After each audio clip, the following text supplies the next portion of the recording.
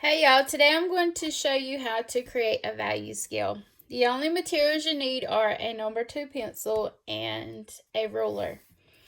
A value scale is a tool that artists use to show how to find value. So once we create our value scale, I think you'll have a better understanding of how to create a value scale. The one I'm going to make today is going to include 5 values, but you can create your scale to include more. I've seen some with as many as 10 values. So our value scale is going to be 5 inches wide and 1 inch tall. So I'm going to line up my ruler with the top of my paper. I do this so I can make notes on the rest of the paper and kind of draw things that'll help me with value and shading. So we're going to draw this 5 inches wide, 1 inch tall.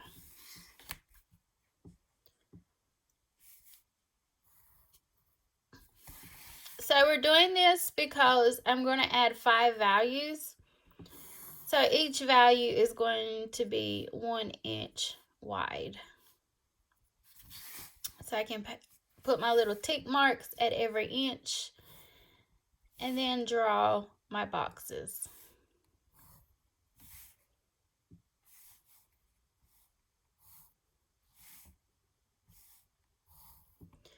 And I want to label this at the top value scale.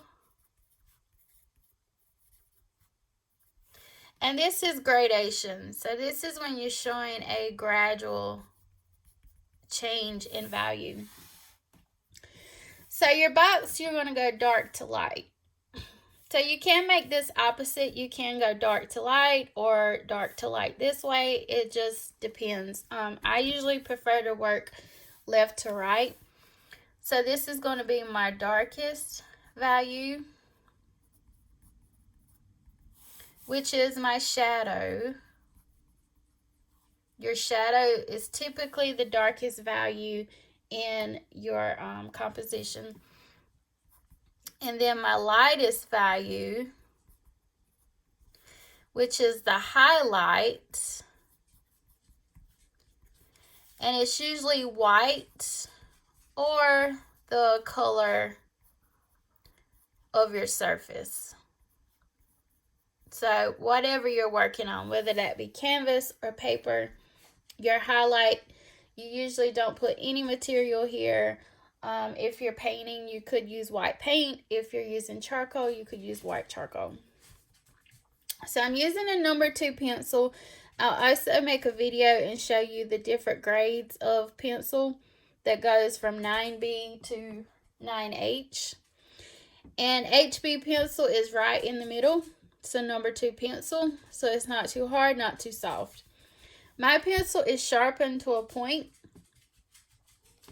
This is very useful when you're shading. You can cover a larger area if you have a pencil that's sharpened. Some artists will use a knife and so that more of the graphite is available. With shading a mechanical pencil, it's a little bit harder because you can't vary your surface of the graphite. So you're kind of stuck with that thin line, that thin piece of graphite. So with my darkest value, I'm going to fill this entire square as dark as I can get it with my pencil. So if you notice, I'm using the side of my pencil to do this, and that way it covers a darker area. So if you want to, you can turn your paper.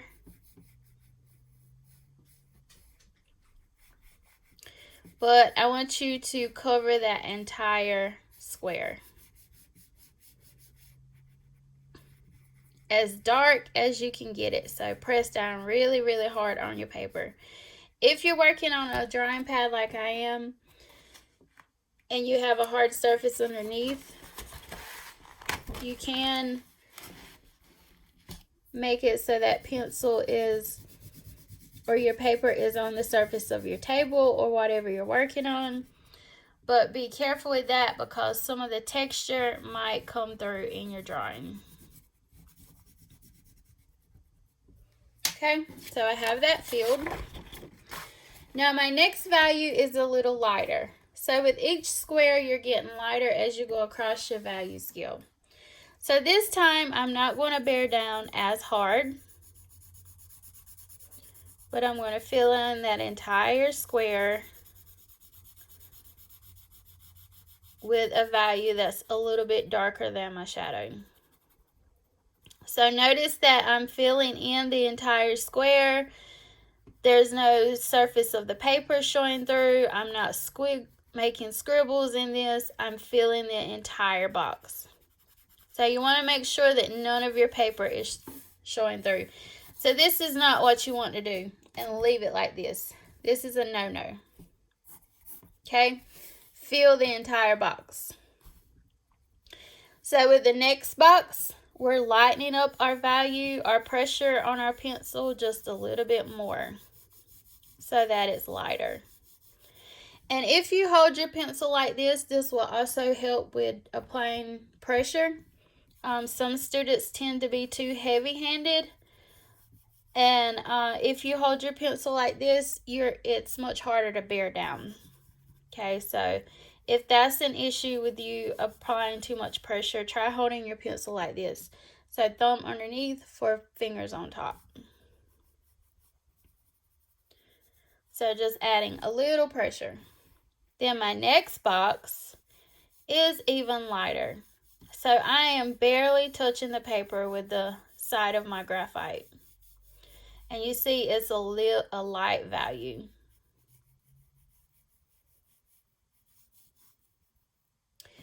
So sometimes these two boxes, you can't really tell the difference in them. So you might want to go over this one and make it a little bit darker to kind of distinguish your values in there. But this one's good. So my last box, I'll leave it blank because again, this is usually the surface, the color of the surface that you're working on, or you could add white paint, white highlights in here to represent this value. But with your value scale, you're going to leave it empty. So you have darkest value, which is your shadow, with a gradual change until you get to the lightest value, which is your highlight. So you could add more boxes on here. You could do 7, 8, 10, 20. You know, it depends on how much you want to focus in on your value. So I think 5 values is a really good place to start. Okay. And again, you can add more boxes if you want. If you want to keep going with your values, just keep in mind that the very last box is your highlight. Okay. And that's your value scale. So I hope this helps. See you later.